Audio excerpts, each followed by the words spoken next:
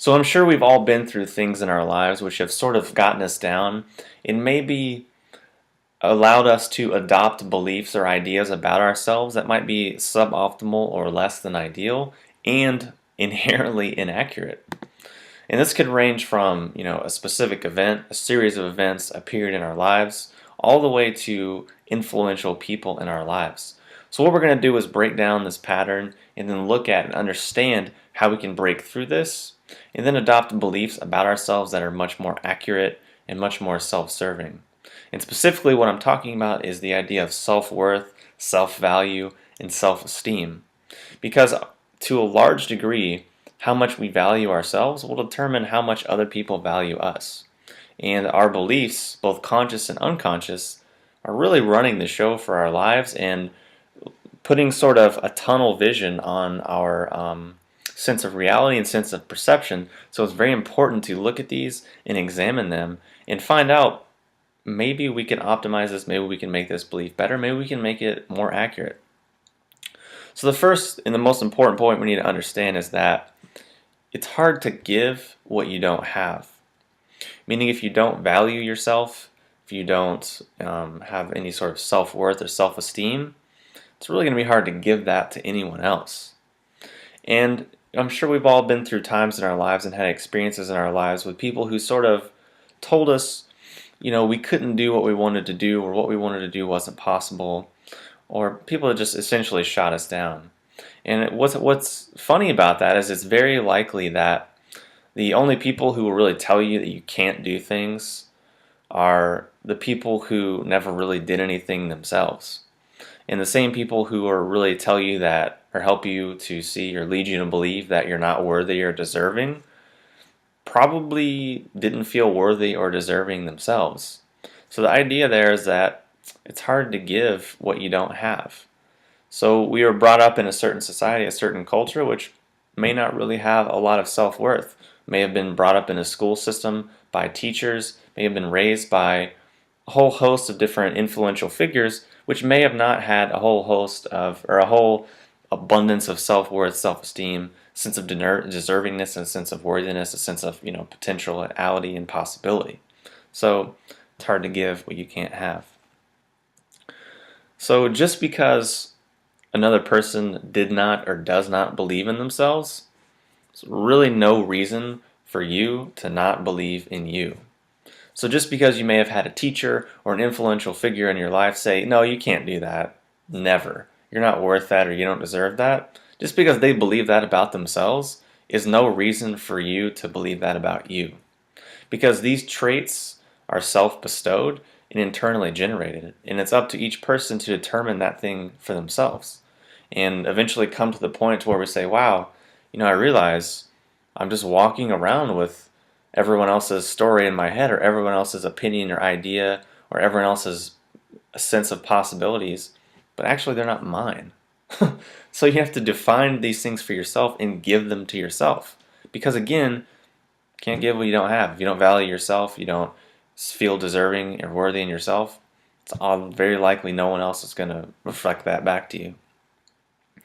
Yet to explore that a bit more, we can understand and see how we're very impressionable as children, and our intellect and our sense of self is like less developed and less discerning.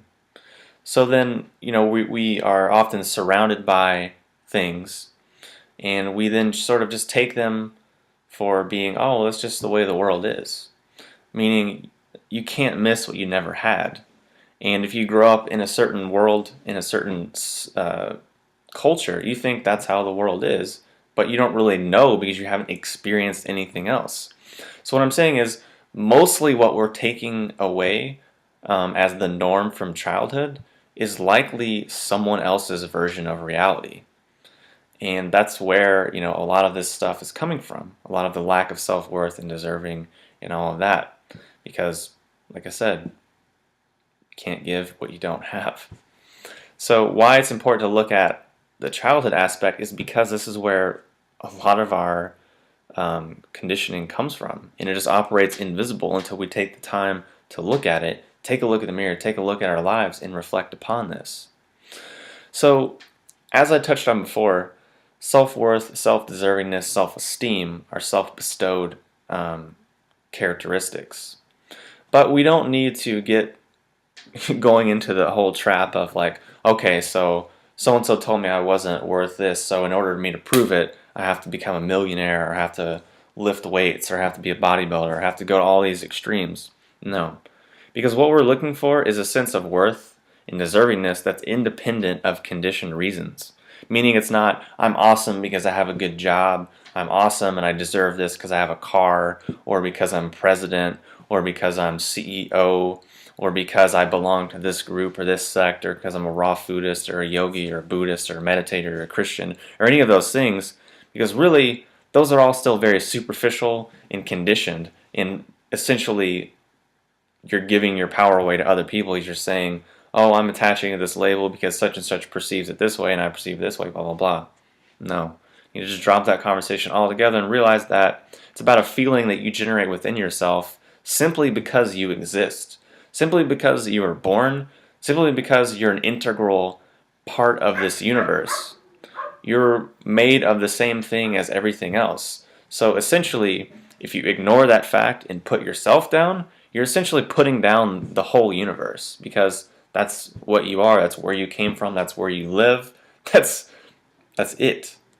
So what I'm trying to point out and what I'm trying to get you to see is that if we're going to truly have these qualities of self-worth, self-deserving, self-esteem, we have to take it a lot deeper and go much far beyond just the sort of conditioned societal or cultural ideas that say you're good if you have this or have that, etc. No. Simply because you exist in this universe, in this space-time, in this three-dimensional reality, that's enough for you to be able to generate those feelings within inside of yourself. And then the more you can feel that for yourself in a holistic, true sort of a sense, you'll probably be shocked at how your relationships change, how all of your business or job dealings change, and how all the things around you will probably shift and transform. Because like I said before, our beliefs are running the show most of the time. So we need to be very conscious and choose beliefs that are also, accurate, but also serve us and help us be more of who and what we really are. So hopefully that's been helpful. Hopefully it's sort of been eye-opening as well. It can inspire you to cultivate these things in yourself, independent of conditioned or external conditions.